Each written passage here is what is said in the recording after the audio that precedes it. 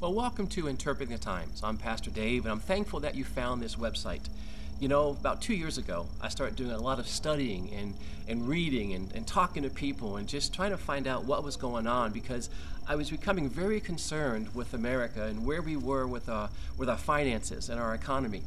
And it seemed that it didn't really matter much if I was looking at a biblical source or a secular source.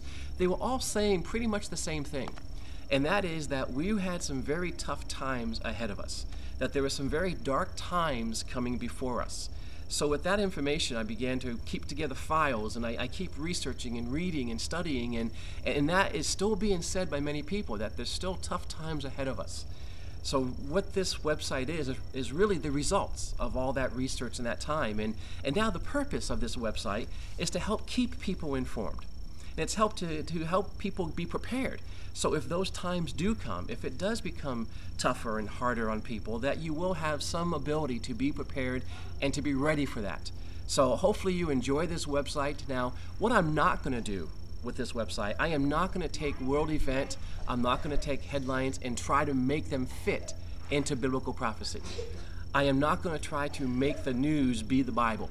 And I'm not going to do another thing. I'm not going to date set. You're not going to see me trying to set dates and times on this website.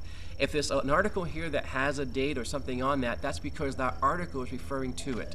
No one knows the day or the hour, and I'm not going to try to impose any kind of restrictions on God. So you're not going to see me trying to make things fit into biblical prophecy, and you're not going to see me trying to put dates and timelines on things other than what people are saying. So hopefully that will give you kind of a resource and a foundation for how to go through this website, and also understand that, you know, some people will say, well, the U.S. will be fine. We've gone through recessions before, we've gone through the Great Depression, we always come out okay. And we have in the past. However, it's different this time. And as I'm saying, all the sources are saying that basically what's going on around not just America, but it's around the world. It's global. As we've gone through tough times before, it's not been global. Europe is in trouble. Japan's in trouble. There's chaos in the Middle East. Africa is upside down. So globally, there's no one who is stable. So when you say America's going through tough times, it's not that we can just get through it by ourselves. It's that the whole world is going through this. And that's a very unique time for us. Also, you know, in the Gospel of Matthew, Jesus says that when the times come towards the end, that there would be birth pains, that the birth pains would become greater. And I know some people will say, well, there's always been rumors of war and wars and famines and earthquakes. But what's been different now is Israel. You know, since 1948, Israel's been a nation, and that in itself is a miracle.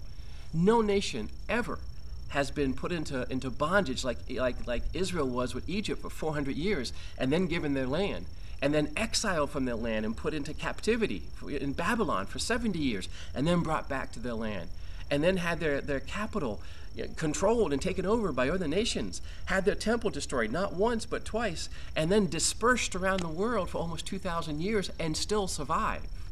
That's what Israel's done. In 1967, Jerusalem once again became their capital, and they are a nation of people again. It's a very unique time. All the rumors of wars and earthquakes and famines that happened before, it's different since 1948 and since 1967. So when you add what's going on globally and you add what's happened to Israel, the question is, are we living in the last days? No one knows the day or the hour, but you know, since the Apostle Paul, I think every generation has thought they would be the last generation.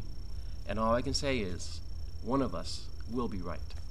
You know, as you spend time on this website, if you're here very quickly and you have a few moments, go to the headline section. On the headline sections, which will change quite frequently, you can just click on the links and be up to date on some of the world news. Or if you want to spend more time with this, I think Psalm 83 and Ezekiel and Obadiah have some very relevant meaning for today with the nations involved. So there's articles by nations that are listed in those parts of Scripture.